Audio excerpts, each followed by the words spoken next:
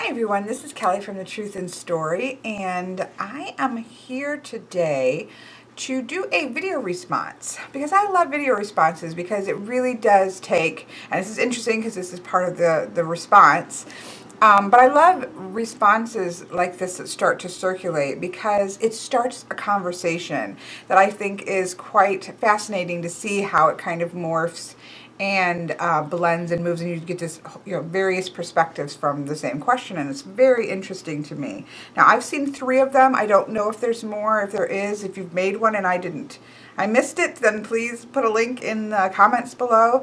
But I first saw V's response from Unscripted Life, and I will put links to the 3 that I'm going to that I'm referencing in the description box below. But I saw V's first this morning. I've been backed up on YouTube, so I sat down to eat lunch, and I kind of opened up my video list, which is quite overwhelming when you get backed up. We could do a whole nother video response on trying to keep up with social media.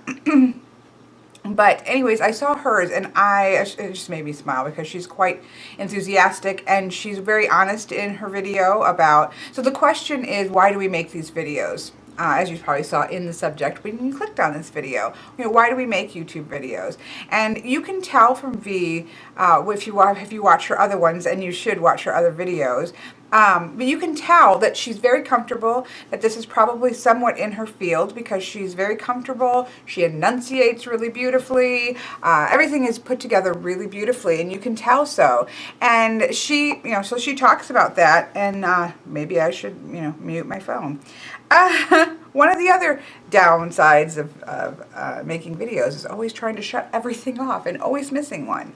Anyways, she talks about that aspect that she simply loves being in front of the camera. She enjoys being in front of the camera. She enjoys the performance, so to speak. And I don't mean that in a fake way, but she enjoys the aspect of getting on the camera. She enjoys, the editing of it, everything. And she really loves to do it. And so that's one aspect. And then, of course, she goes on to more, which you should go watch her video. It will be in the description box. And from her, she says some other things, but from her particular video, that's the part that I personally really resonate with, is I actually do enjoy it, surprisingly, which I did not think that I would. Now, in April, this will be my first full year of being on YouTube. So when I saw the couple of these videos that I'm going to discuss, I thought, well, this is perfect timing because, hey, this is my first year, full year on doing YouTube videos, so the question of why am I doing this is really appropriate, right? So thank you to Judy, who actually started this, but I'm going to get around to her. So yeah, so that aspect of V's response really resonated with me. I enjoy making videos. I enjoy setting up the camera. I enjoy talking, apparently too much sometimes. I enjoy editing videos. I enjoy, sometimes it can kind of get tedious when I have a lot to do at once because I also make videos, tarot readings and things, and so then I have to export those. So there are some days in which I have a lot of video to process and export out and import up and all that, and so it can get a little bit like work. But for the most part, in its purest form, I enjoy the whole process. So in that way, I completely agree with V, and I also, she made some great points on just building a community, and that to me was one of the pieces of why I started, which I promise I will get around to. But that is one of the pieces, is just sort of building this community. And that process of building a community is a big one too. Now, Annika from Nobody's Here did a VR response from this as well. And she hit on 2 things that really resonated with me. One of them was the community building. But she really goes through, you need to watch her video as well, because she really goes through sort of the process, how YouTube is she describes it as being as a, like going into a pub or a cafe, and you're kind of in this open forum. And then you start to take that big, large community and start to zero it down. So then you have like Facebook groups, which have a smaller number of active people, but still a larger number. And then it might go to a Skype session or being on WhatsApp, chit-chatting and things like that. To where, and even all the way down to making, one-on-one, like personal friendships. So it's like this continuum, that like a triangle where you've got this big base here and then it kind of funnels inward. And there's different things that you get from different aspects of those. So I thought that was quite interesting. I also really appreciated what Annika talked about with being an introvert. And I believe Judy also discusses being an introvert as well, which I think, I used to watch a lot of videos before I got into making my own videos. And in this particular community, part of my not so well grieving process after Michael died was, not getting out of the house at all. I still struggle with that, but some of that's just more to do with my work now than it was then. But literally having a struggle to leave the house and having a struggle to interact with people at all was exhausting. And I think that many people misunderstand the term introvert to mean that you're not social. And that my sister at one point had put a meme up on Facebook, as these things go around, that had a really good description of extrovert and introvert. And it more showed like the bubble space. And it's like people who are introvert, I don't even know how to describe it. I wish I could find it and link it, because it was an aha moment for me that really did show that aspect, that I was actually an introvert, even though I enjoy social interaction. I enjoy being with people. I was very social growing up. I was a cheerleader, and all kinds of things like that. Like I was quite what I would have thought I was an extrovert. But you can actually be very social and still be an introvert, because I do not get recharged. It's all about energy. And this fascinates me, because much of my work with tarot and why I even got into birth charts and things was because of that idea of energy exchange.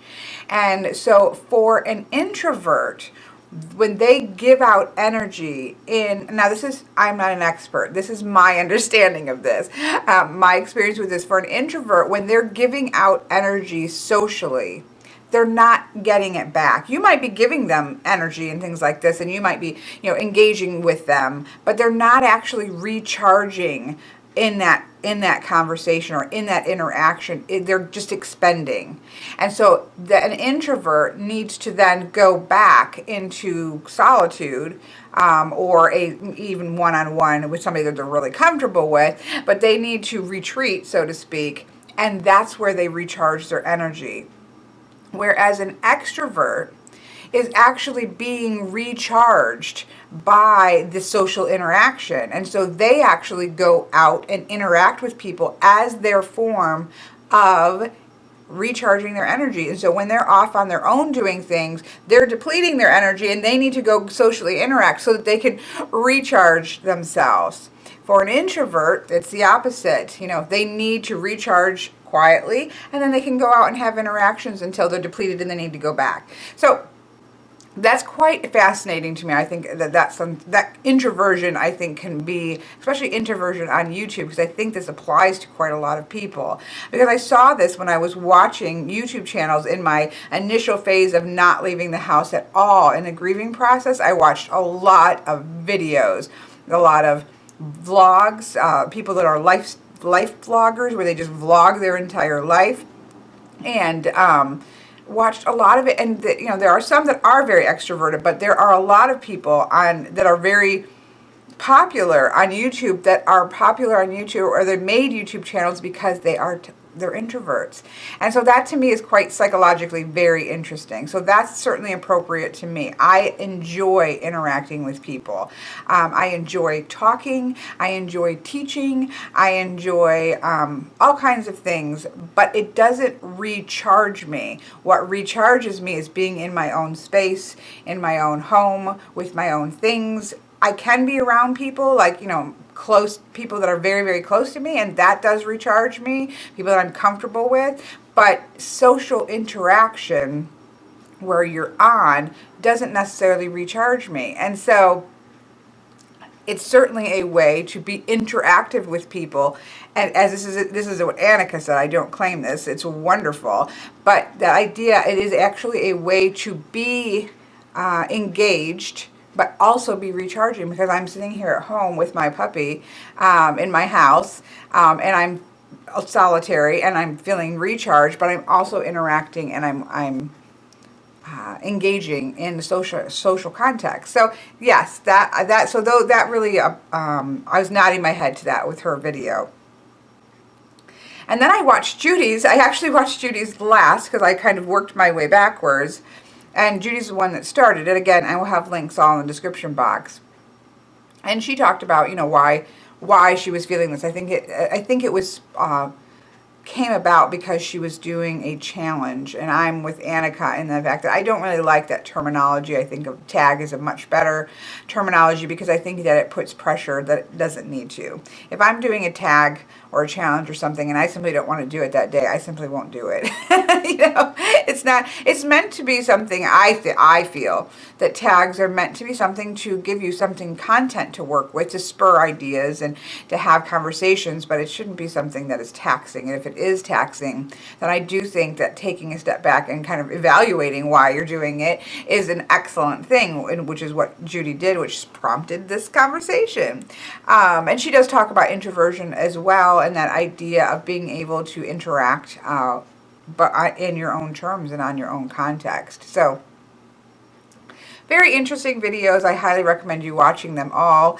But for me, so the question is, why do you make these? And so I've already touched on some of them, but for me, it's a little bit different, because I actually do have a business in this community aspect. So I do have a tarot business where I do read professionally for money, read tarot, you know, do birth charts, do all those kinds of things. I read Lenormand. It is a business practice for me. And so being out and about, you know, I'm just being blunt here. I mean, we all know this, so it's no reason not to just have the conversation. Being out and about in a social context in the community is very important. It's important to my clients or potential clients. They're able to see who I am. They're able to see how I read. A lot of times I do sample readings when I'm going through a deck. I will do, you know, tutorials on how I read and this kind of thing. And so somebody can very easily watch my videos and know what kind of reader they're getting.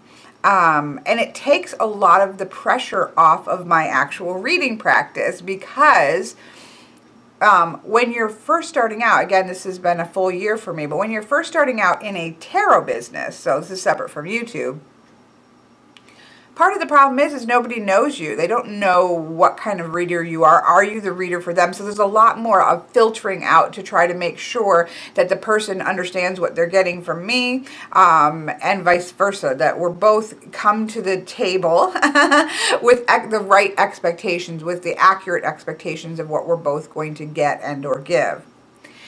So part of having a YouTube channel is that it takes care of that filter for the most part. I mean, are there still people that I get requesting readings that haven't seen a video? Of course. But in a large degree, it filters some of that out, because either I can point them to a couple different videos that, you know, kind of show me reading so they can get a feel for that, and or they've already come to me and they've already seen my videos. They've seen some of my content. They know what I'm about. They know how I read. They know the style that I'm reading in. And so when we come to the table, there is an understanding, and everybody has mutual expectations that are achievable, and it makes that process much easier. It also, being on YouTube very much energizes me. I love the conversation. I believe in the biggest gift that you can do yourself in terms of a business. And again, I am coming at this somewhat from a business, because this is my business as well.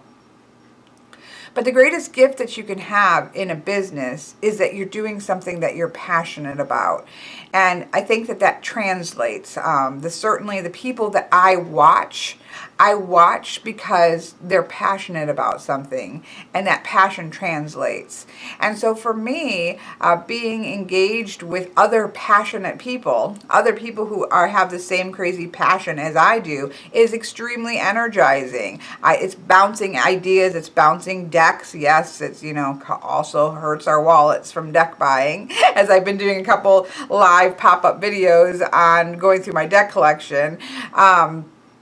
Yes, it has that aspect to it, but there's just something very energizing for me about interacting with people and talking about what is my passion. And I'm lucky enough that what is my passion is also a business, and so I can, bring that energy. It just all kind of zing zang zangs around like a pinball machine. There's energy flying everywhere, so it's inspiring to me. So that's one aspect of it, is just being out and about, being part of, or having a business in this community of tarot reading, of all kinds of things with sort of esoteric-y environment. I think that you need to be seen, you need to be visible, you need to have content out there, you need to be having conversations with people. It's part of the networking process, even though I don't particularly like the sound of it because it does sound so business oriented, but there is a part of that being visible is good. So that's certainly part of it.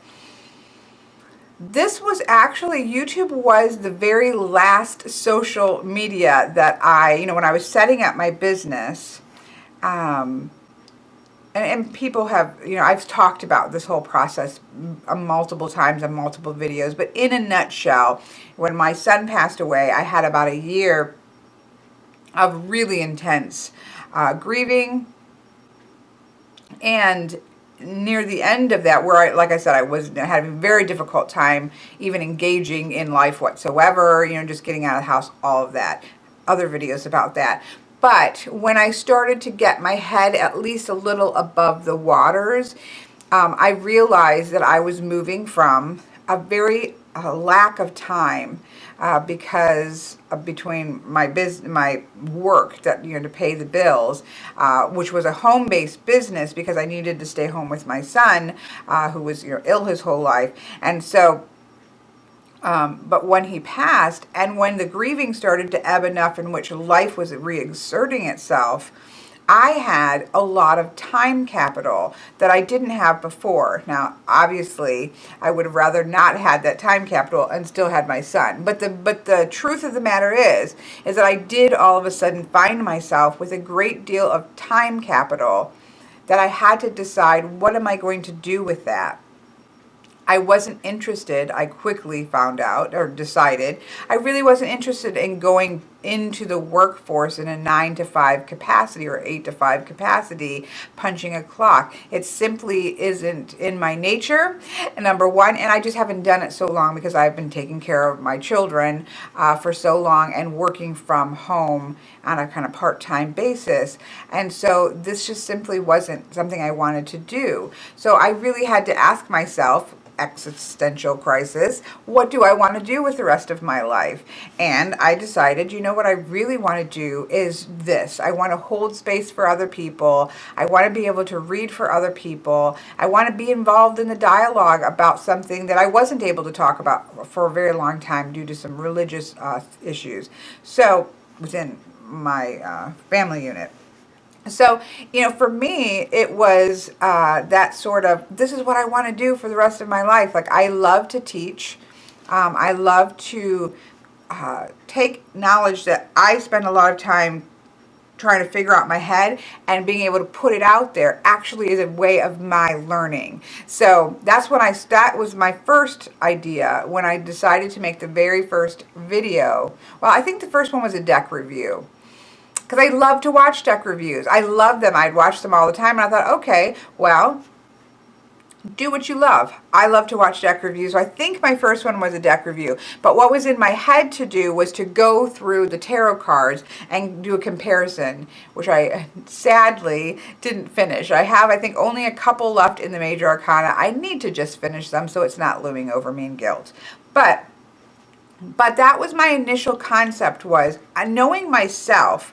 When I sit down to make a video and or teach or write up a blog post from before that, when I sit down to put information out, I learn something from that process. Talking something through helps me, and obviously if it helps somebody else, that's just a bonus, right? So for example, my Marseille series that I've started, that is me working through information that I'm learning, so I might as well A, share it with other people, and B, I actually start to solidify those ideas into my mind by the act of talking it through. So it's some of the way that my brain works. And so when I first started YouTube videos, I thought I'm going to do this comparison series, and I'm going to kind of solidify my own. I've been reading for quite a long time, but verbalizing it, or I never really had anybody to talk to about it. So being able to verbalize what I thought about the cards and compare them would solidify my own meanings, as well as perhaps help some other people. So that was my initial thought. That sense, and again, it's an energy exchange. I am giving something by putting out, my work of learning something out there, but then I'm receiving something, especially at the initial phases, I'm receiving something by solidifying my learning and being able to talk through the process. So it was an energy exchange. And then of course, as the channel grew, it became a social energy exchange. I was able to, again, give out content that may or may not be helpful to certain people, just different degrees. And in exchange, people have been extraordinarily supportive and given back of their resources, sending me wonderful gifts of their time in typing up comments and responses, of their time making video responses and talking back, of their time showing up at chats to chit chat and have that energy exchange and that information exchange going on. And so there became, as it built up over the last year, there becomes a cycle of energy exchange that is quite beautiful to me. It really and truly has been quite beautiful to me, because this community of people that I am engaging with has had a very powerful impact even on my healing process.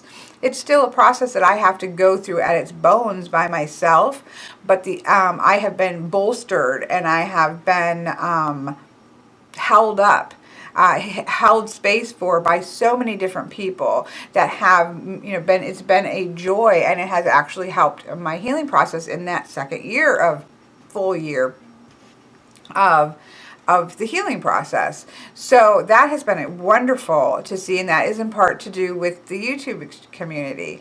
So I guess when it comes down to it, because you know me, I'm always rambling. When it comes down to it, why do I make YouTube videos is multifaceted. Number one is for me that I love doing it. Because if you don't love doing it, then I think you probably shouldn't be doing it. Unless it's just something that's getting you out, and you're trying to get out of your bubble. So I shouldn't say that. But I do think that we should do what we love, what is our passion. And so for me, all these different kinds of decks and these different systems, and checking them out and talking about them and making videos on those, that is my path. I love it. It makes me happy. It is enjoyable to me. It kicks my brain into gear, and I am active and engaged when I'm doing it, and I enjoy the process. So that's certainly number one. Number two definitely is the energy exchange. I don't feel drained by giving videos now. Granted, at the end of say 2 months of doing daily videos, it's a little bit draining, and you're like, all right, I could take a step back, right? So there are times in which it can be draining, no question. But for the most part, I don't find it draining. I find it energizing. In fact, if I'm kind of feeling blah during the day, I will often I just need to make a video, because I know it's going to ramp up my energy, because exchanging information this way actually really does energize me, and I enjoy it. I love it. And so I just do it because I love it. And then the third aspect that I talked about is also because, again, it's a part of my business. It's good to be out there. It's good to be interacting with people. It's good to people to be able to, my clients, my potential clients, to be able to see me and see who I am and decide whether I'm a fit or whether I'm not a fit. And if I'm not a fit, that saves them, frustration. It saves me frustration because, you don't want to obviously be your style of reading not work with somebody, because then it just becomes this very uncomfortable situation. So it benefits everybody that that they be able to know what they're getting, and so that business aspect is part of it. So those are the reasons why I do it. But and the energy exchange.